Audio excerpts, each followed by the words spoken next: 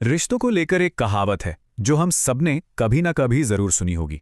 पर क्या उस कहावत में कोई सच्चाई भी है या वो बस यूं ही कही जाने वाली एक बात है? आज हम इसी सवाल की गहराई में उतरेंगे। ये शब्द जो एक बार धोखेबाज हमेशा धोखेबाज अक्सर दिल टूटने और विश्वासघात के बाद सुनने को मिलते हैं। सुनने में कितने पक्के और सच्चे लगते हैं ना। कई लोग तो इसे कड़वी हकीकत मानते हैं। तो सवाल यही है, क्या ये सिर्फ गुस्से और दर्द में कही गई एक बात है या फिर इसके पीछे कोई ठोस वजह भी है? चलिए आज इसी की पड़ताल करते हैं। अच्छा, इस गुत्थी को सुलझाने के लिए सबसे पहले उनकी बात सुनते हैं जो रोजाना ऐसी मुश्किलों से जूझते हैं, यानी रिलेशनशिप काउंसलर्स। देखते हैं उनका क्या कहना है इस बारे में। और पता है क्या, यहाँ एक दिलचस्प बात सामने आती है। ज्यादातर एक्सपर्ट्स के हिसाब से ये कहावत पूरी तरह से सच नहीं है। उनका तजुर्बा कहता है कि कई जोड़े बेवफाई जैसी बड़ी मुश्किल के बाद भी अपने रिश्ते को न सिर्फ बचाते हैं बल्कि उसे और मजबूत बना लेते हैं। लेकिन कहानी इतनी सीधी भी नहीं है। काउंसलर्स ये भी मानते हैं कि जहां एक तरफ कुछ लोग अपनी गलती से सीखकर पूरी तरह बदल जाते हैं, वहीं दूसरी तरफ बहुत से लोग उसी पैटर्न में फंसे रह जाते हैं। तो यहाँ एक तरह का विरोधाभास है। मतलब बदलाव मुमकिन तो है, लेकिन आदत का बने रहना भी उतना ही सच है। तो एक्सपर्ट्स की राय थोड़ी मिली जुली सी है। चलिए आप जरा आंकड़ों की दुनिया में चलते हैं, देखते हैं कि नंबर्स हमें क्या कहानी सुनाते हैं। इससे पहले कि हम आदतों पे बात करें, एक बात जान लेना बहुत जरूरी है। बेवफाई कोई बहुत अनोखी या दुर्लभ घटना नहीं है। रिसर्च बताती है कि यह असल में काफी आम है। ये आंकड़े देखिए जरा।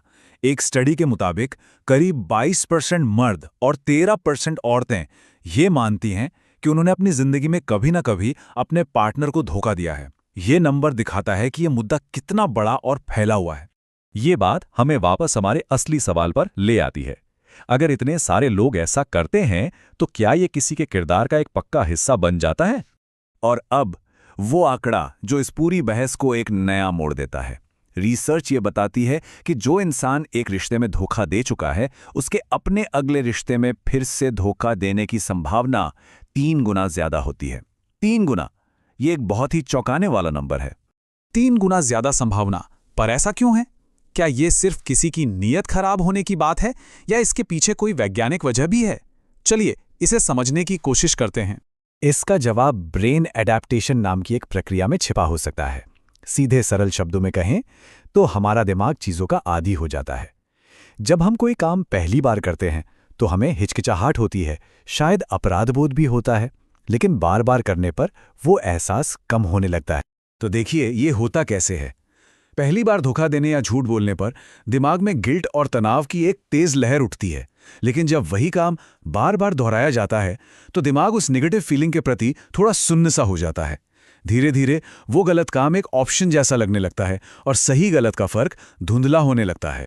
तो हमने एक्सपर्ट्स की राय जान ली, आंकड़ों पर नजर डाल ली और इसके पीछे का थोड़ा बहुत साइंस भी समझ लिया। अब इन सारे कड़ियों को जोड़कर एक आखिरी नतीजे पे पहुंचते हैं। तो सबसे पहली और सबसे जरूरी बात, ये कहावत कोई पत्थर की लकीर नहीं है, बिल्कुल भी नहीं। लोग अपनी गलतियों से सीखते हैं और बहुत से लोग एक बार धोखा देने के बाद ताउम्र वफादार रहते हैं। बदलाव मुमकिन है। तो कुल मिला के बात क्या है? देखिए तस्वीर काफी साफ है।